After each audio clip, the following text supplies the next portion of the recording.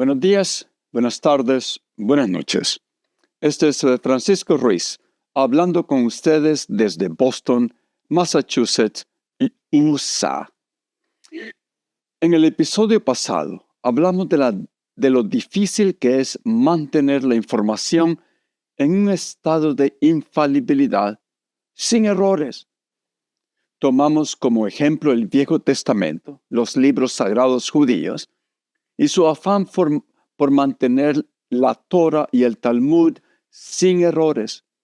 Y como resultado, la clase de rabinos se consolidó como una institución encargada de mantener la propia manera de interpretar los libros sagrados basada en la tradición. En este episodio, hablaré acerca de la segunda mitad de la Biblia, la parte añadida por los seguidores del judío llamado Jesús, en arameo hebreo, Yeshua, durante el tiempo del segundo templo judío en Jerusalén. Estos seguidores se llegaron a llamar cristianos. Un paréntesis aquí muy importante. Advertencia. Estoy usando la disciplina académica de la historia, no la vía de la fe, para analizar los hechos históricos.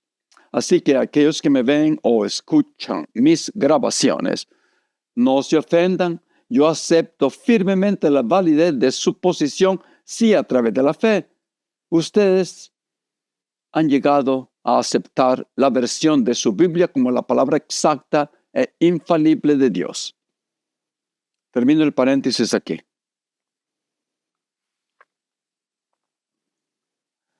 Entonces, ¿quiénes eran estos cristianos disidentes? La versión corta es que a los cristianos los llamamos judíos disidentes porque siendo judíos y siguiendo las prescripciones y ritos de su libro sagrado, decidieron rechazar la interpretación dada por la autoridad de los rabinos, aunque sí aceptaron el bloque de la información divina que ya estaba escrita y cerrada por los rabinos.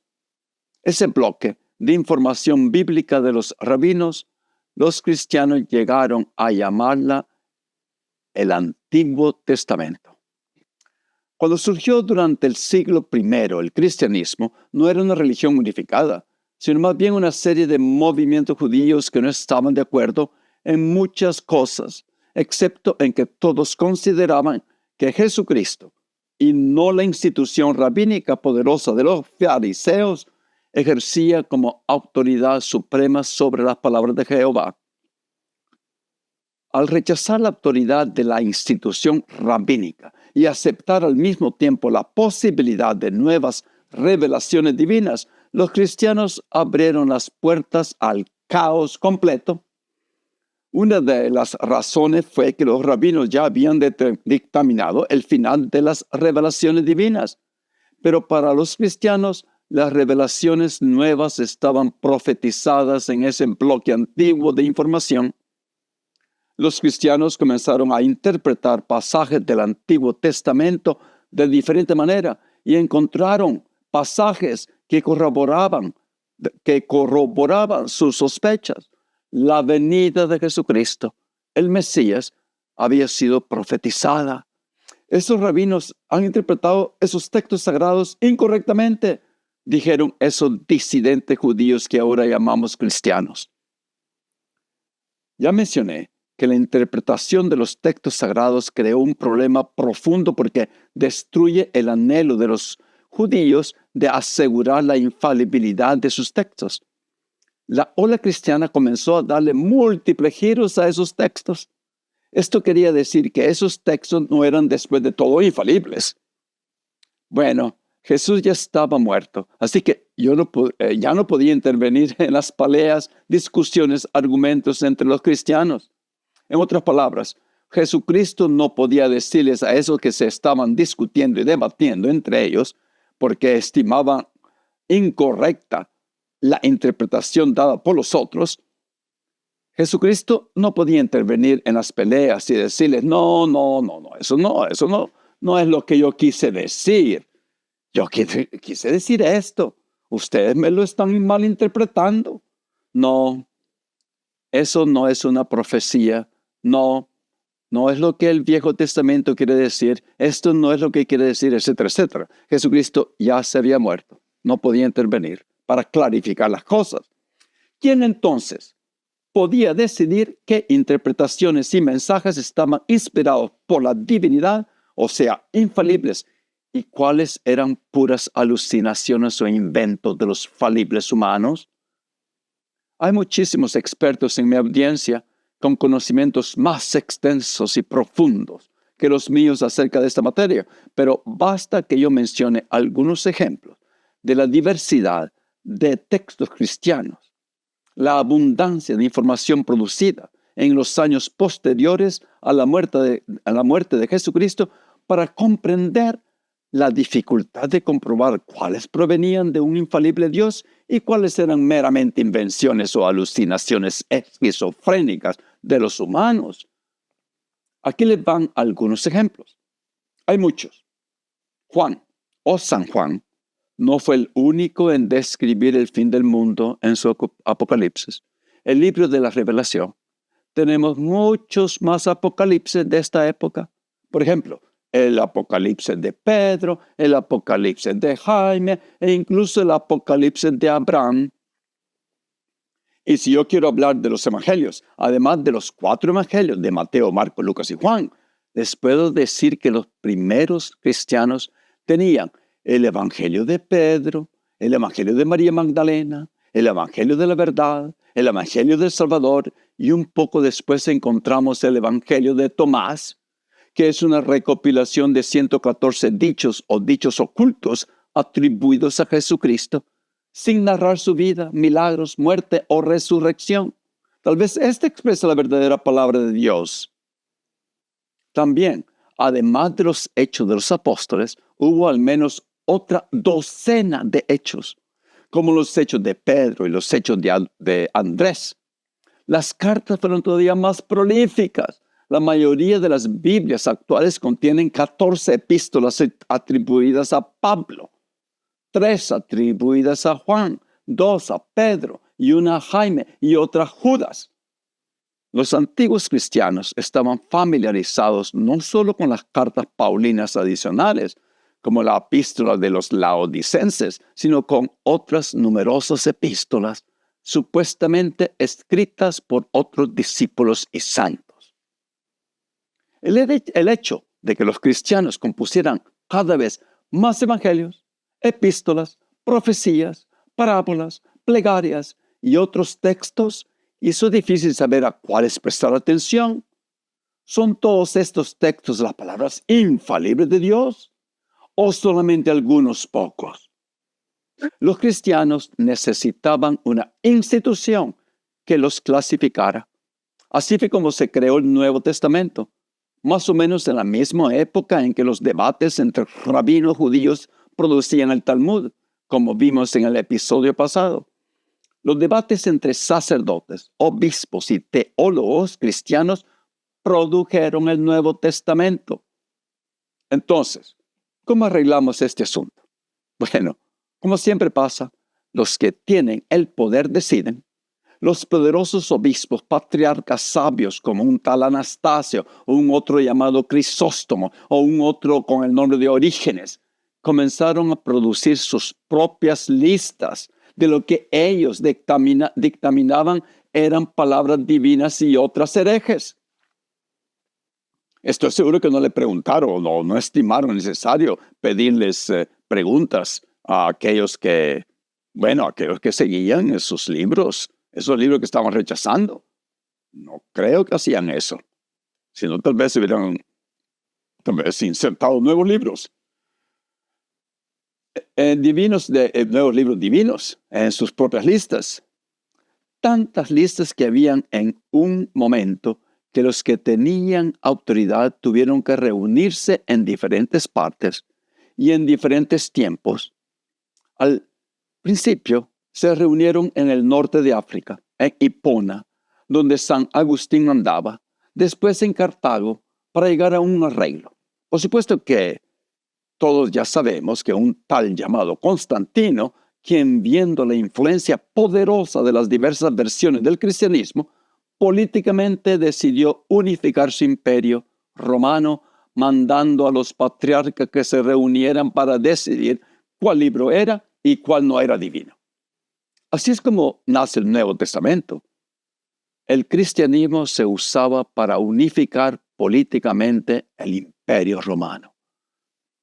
Por supuesto que los judíos no iban a aceptar tal afrenta a sus libros sagrados. Nunca lo han aceptado. Ni siquiera hay una palabra en hebreo que hable de una Biblia compuesta en dos partes. Hay una sola Biblia y esa es el Viejo Testamento, ni más ni menos. ¿Cómo están las cosas en estos momentos, en el siglo XXI, con esos libros sagrados?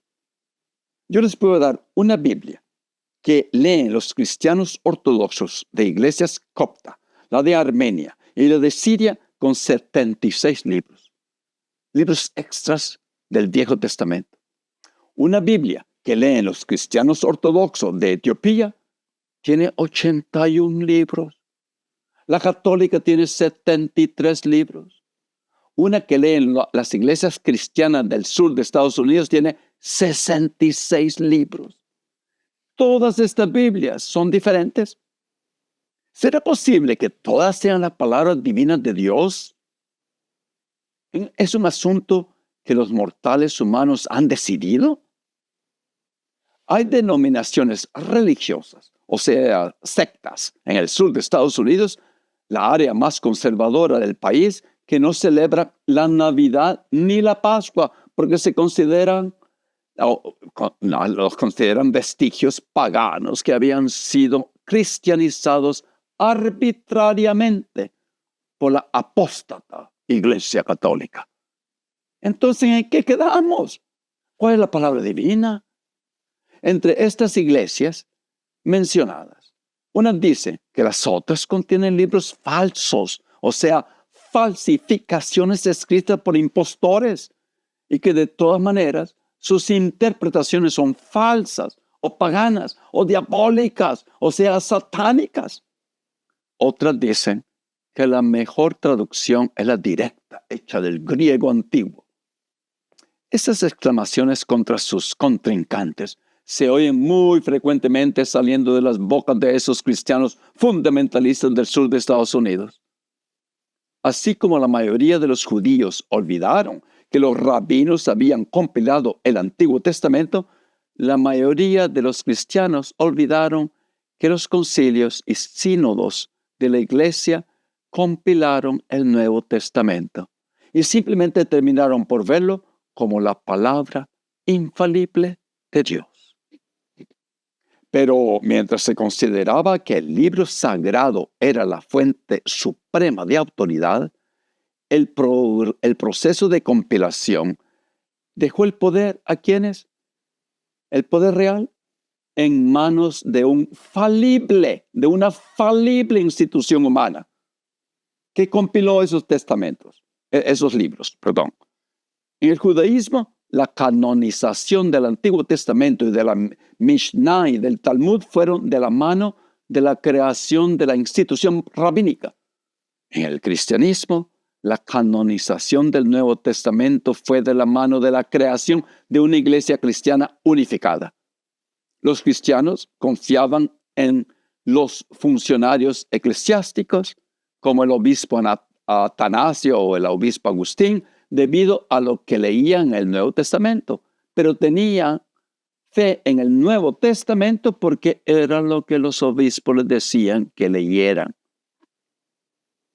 La tentativa de conceder toda la autoridad a una tecnología sobrehumana infalible, a unos textos, condujo a la aparición de una institución humana nueva y poderosísima, la Iglesia.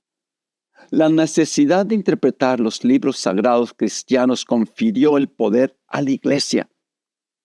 Para poner las cosas más claras, la Iglesia decía: si tú interpretas o haces ritos que nosotros no hemos aprobado o mandado, tú eres un hereje, un hechicero, un brujo, una bruja, eres satánico, te excomulgamos, y si eres terco y continúas con tus herejías, pues te quemamos en la hoguera, te matamos.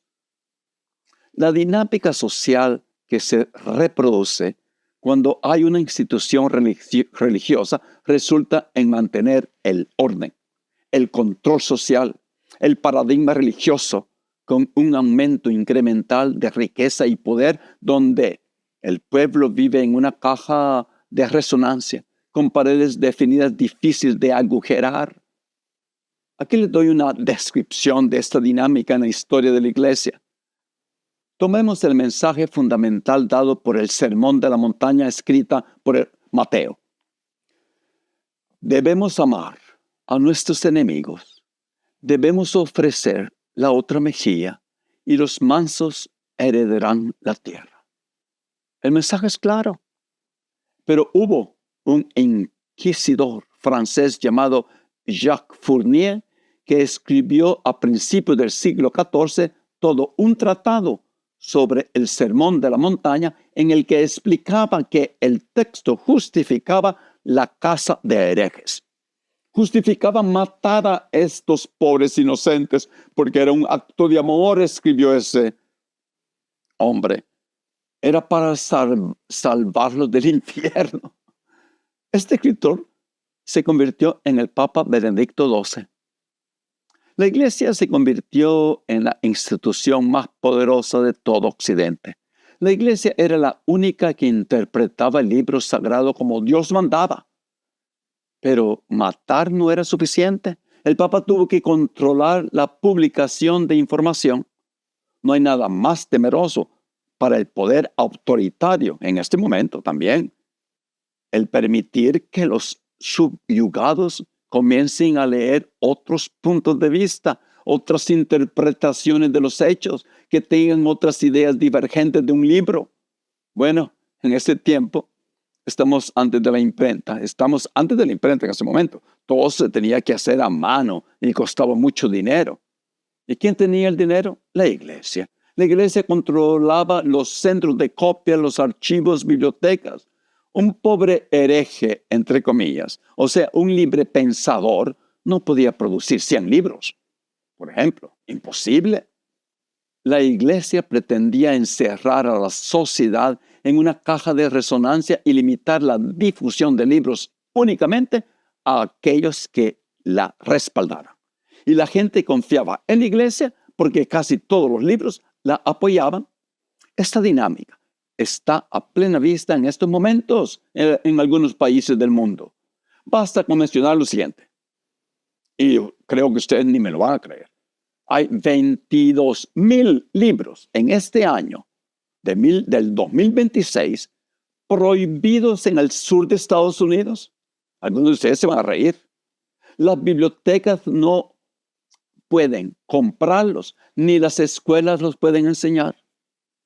Como dice un refrán que anda circulando por las redes, pueblo idiota es la seguridad del tirano.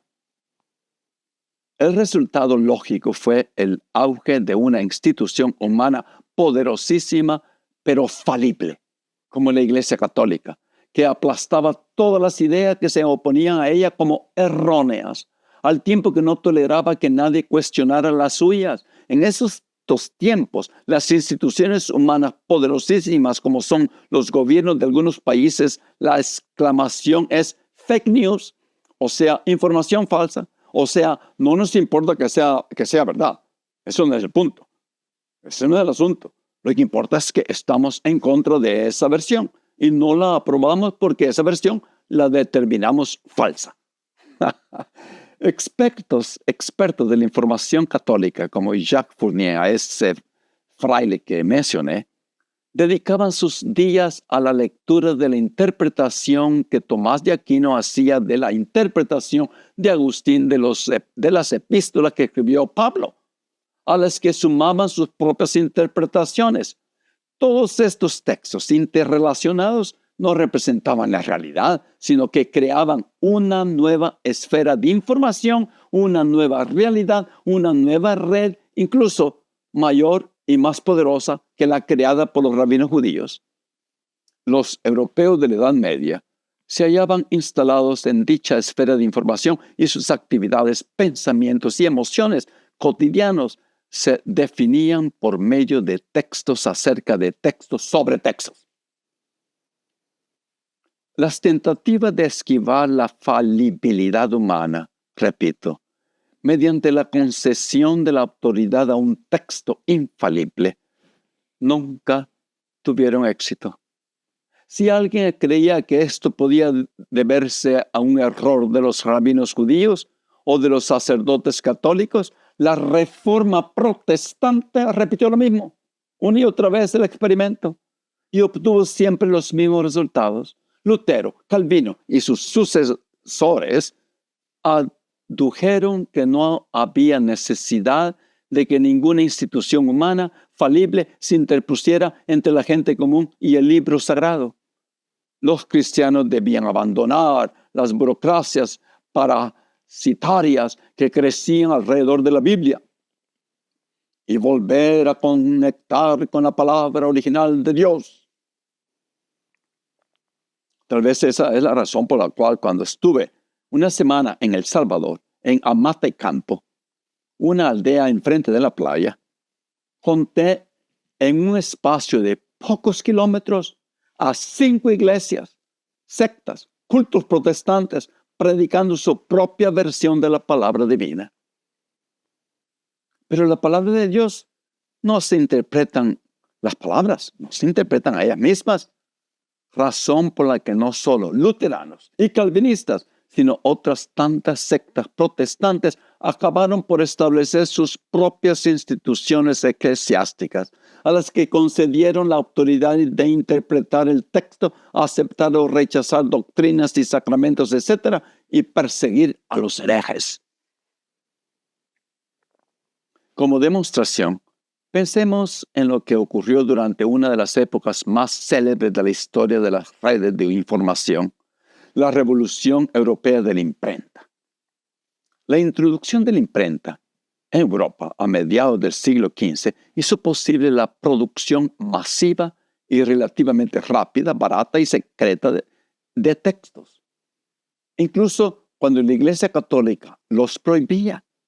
Se estima que en los 46 años que van del 1454 a 1500, se imprimieron en Europa más de 12 millones de volúmenes. 12 millones. En cambio, en los 1000 años previos, solo se habían copiado 11 millones. A pura mano. Quienes conectan la imprenta con la ciencia dan por sentado que producir y difundir más información lleva inevitablemente a la gente a la verdad. De hecho, la imprenta permitió la difusión rápida no solo de datos científicos, sino también de fantasías religiosas, noticias falsas y teorías de la conspiración.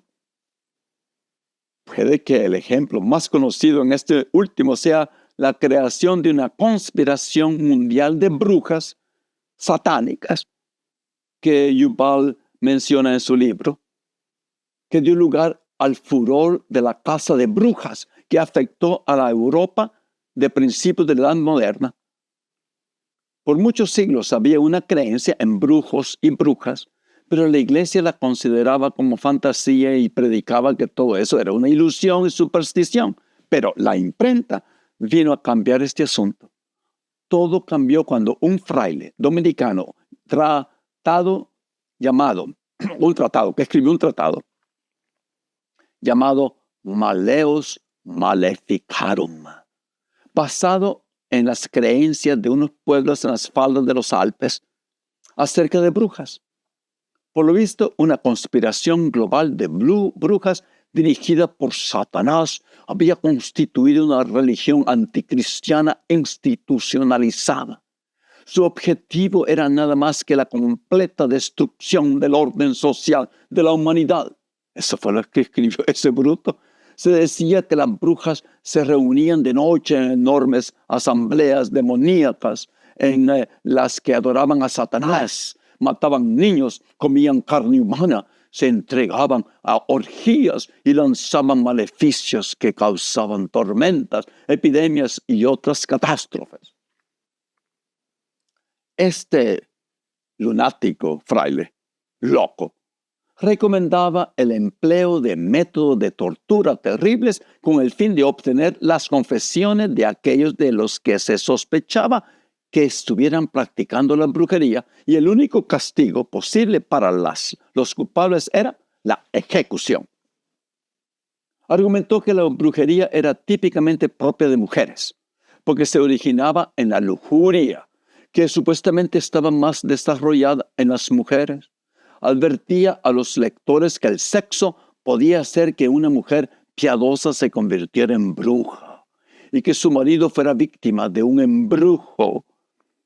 Aunque sería una exageración aducir que la invención de la imprenta provocó el furor de la caza de brujas en Europa, hay que decir que la imprenta desempeñó un papel fundamental en la rápida divulgación de la creencia en una conspiración satánica global. O sea, fake news, o sea, noticias falsas, o sea, métodos completamente mentirosos. Los métodos inquisitoriales que recomendaba el martillo de las brujas eran realmente diabólicos. Si el acusado confesaba haber practicado la brujería, era ejecutado, y sus propiedades se dividían entre los acusadores, el ejecutor y los inquisidores. Dios mío, una gran motivación para acusar a cualquiera de brujo. El hecho de que el acusado rehusara confesar se interpretaba como prueba de su obstinación demoníaca, motivo por el que se le sometía a las torturas más terribles. Se le quebraban los dedos, se le cortaba la carne con tenazas al rojo vivo, se le estiraba el cuerpo hasta el punto de rotura y se le sumergía en agua hirviendo. Antes o después, incapaz ya de soportarlo, confesaba y era debidamente ejecutado. Aquí, a las afueras de Boston, en la Nueva Inglaterra, pasó exactamente lo mismo a finales del siglo XVII. Ahora toda esa aldea se hace muy famosa durante la fiesta de Halloween, la noche donde todas las brujas se reúnen para darle la bienvenida a un nuevo año mágico. En conclusión, y esto lo sigo repitiendo, más información no conduce a la verdad. La imprenta y sus libros falsos publicaron muchísimas más copias e ediciones y se leyeron mucho más que los libros científicos de Copérnico y Galileo. No hay texto ni persona humana que sea infalible. No hay texto ni persona humana que sea infalible. En la próxima grabación hablaremos del descubrimiento de la ignorancia como una manera o mecanismo de autocorrección para preservar la búsqueda de la verdad. Gracias. Nos vemos pronto.